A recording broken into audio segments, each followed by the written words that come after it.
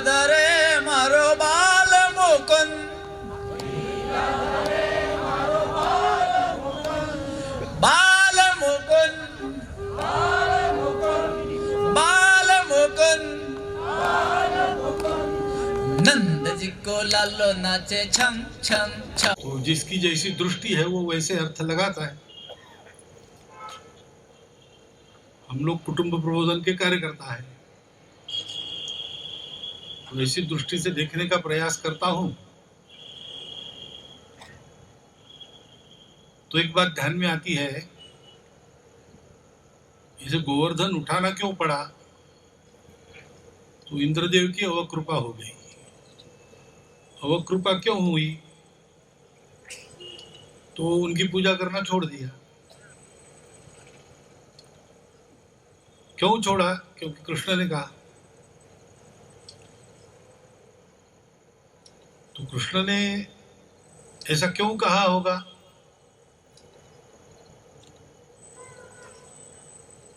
तो हम देखते हैं कि इंद्रदेव देवता है, शक्ति संपन्न है, तो उनको प्रसन्न रखो तो कृपा करते हैं। उनको आप अप्रसन्न करो तो वो कोप करते हैं। परंतु सृष्टि माता ऐसे नहीं है। आप उसको प्रसन्न करो न करो, वो हमेशा हमको देती ही रहती है। तो कृष्ण ने समाज को कहा कि समाज को ऐसे जो लोग हैं जो स्वयं के लिए कुछ नहीं लेते, अपेक्षा भी नहीं करते और हमेशा देते रहते, स्वयं अपकार सहन करके उपकार करते रहते, ऐसे लोगों की पूजा करनी चाहिए। शक्ति संपन्न लोगों को अप्रसन्न करना चाहिए, ये नहीं कहा उन्होंने। वो तो इंद्र अप्रसन्न हो गए, परंतु प्रसन्नता किसकी ध्यान में रखनी चाहिए? तो ऐसे निस्वार्थ बुद्धि से कुछ अपेक्षा न करते हुए, उल्टा कुछ मिले तो भी हमेशा सीधा ही देने वाले। तो स्वामी विवेकानंद का वो संदेश हमको याद आता है। उन्होंने लाहौर के भाषण में हमारे लिए, हम देशवासियों के लिए कहा था, हमारे लिए अनुकरणीय चरित्र कौन सा है? गुरु दशमेश श्री गोविंद सिंह जी महाराज का है, जिन्होंने अब जिस समाज के लिए सब कुछ न्योछावर कर दिया, अपने प्राण भी दे दिए, 4 प्यारे लाल भी वार दिए, उस समाज से उनको उल्टा प्रतिफल मिला तो भी ये समर्पण वो करते रहे। समाज के उत्थान के लिए ऐसा काम करने की आवश्यकता, ऐसा उन्होंने कहा था। वो समय भी वैसे ही रहा होगा, इसलिए कृष्ण ने ऐसा कहा कि इनकी पूजा करो, इनको प्रसन्न रखो। इनको प्रसन्न रखते हैं तो फिर दुनिया की कोई भी शक्ति अप्रसन्न होकर कुछ करती है तो उससे अपने आप बचाव होता है।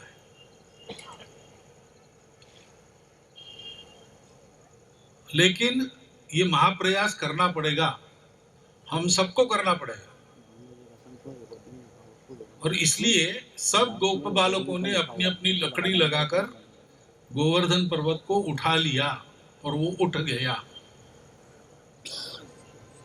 अब जब वो उठ गया और गोप बालकों ने देखा कि उसके नीचे हम सुरक्षित है और हमारी लकड़ियों पर वो तुला है, तो किसी एक के मन में ये भी आ गया कि क्या हमारी ताकत है, हम इस पर्वत को उठा सकते हैं अपनी लकड़ी लगाकर। व्यक्तिगत तो अहंकार नहीं था क्योंकि सबकी लकड़ी लगी थी, लेकिन सामूहिक अहंकार जरूर था। तो ऐसा करने के बाद भी अहंकार आ गया तो भगवान ने अपनी उंगली निकाल ली, तो फिर पर्वत दबाने लगा सबको। तब ध्यान में आ गया कि उंगली तब तक नहीं लगती जब तक सबकी लकड़ी नहीं लगती, लेकिन अपनी लकड़ी लगाकर ये गोवर्धन उठाते हैं क्या गोवर्धन है?